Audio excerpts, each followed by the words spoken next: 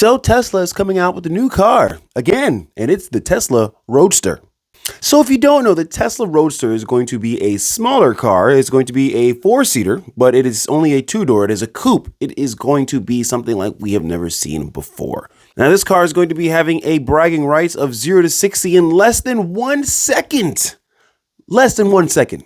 I don't know about you, but that's pretty outrageous. I mean, maybe it's safe, maybe it's not, but for them to even come out and say that is a big deal because there's no car that has ever done that is street legal.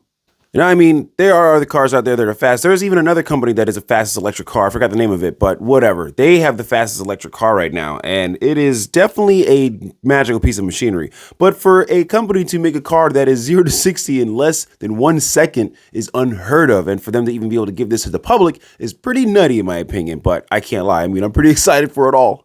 But not every single version is going to be doing that super high speed. Typically, it's probably going to be from 0 to 1 second if you just get the regular one. And you're probably thinking to yourself, what do you mean the regular one? Because the one that's supposed to go 0 to 60 in less than a second is going to be a special edition Roadster, which has been made by the team of Tesla and SpaceX. Both Elon Musk companies came together to do a special little project, and that's where they came up with the Roadster that is going to be the super fast one.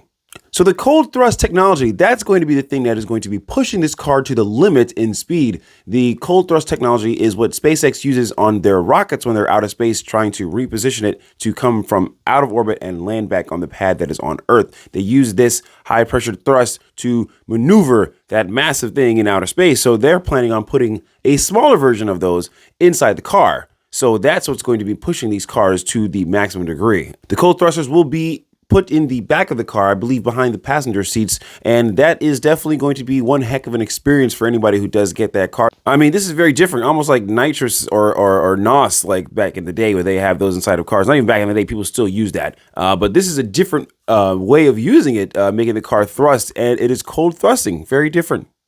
So I'm looking forward to see how this turns out. I would love to see this thing on the road. I believe they're going to be doing production at the end of 24. I think it was 25. Regardless, it is going to be hitting the roads sometime in the next year or so. And it is going to change a whole lot when it comes to who's got the fastest car or the Lamborghini or whatever. And I'm sure it's going to be way less than any Lamborghini or any other supercar on the road. But funny enough, guess who does not think that it is possible for a car to go that fast? Lucid, the direct competitor of Tesla. Isn't that funny? The haters coming out and saying there's no way that's going to be able to be possible. They can't do that, right? Wrong. They did the math.